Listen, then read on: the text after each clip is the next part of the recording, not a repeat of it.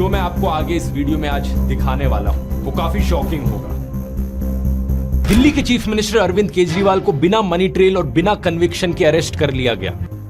ఒక క్రిమినల్ని కోర్టుకి తీసుకెళ్ళినప్పుడు జడ్జ్ వాళ్ళు ఏ ఆధారం మీద వచ్చారు అని తెలుసుకున్నాకే వాళ్ళకి రిమాండ్ వేస్తారు।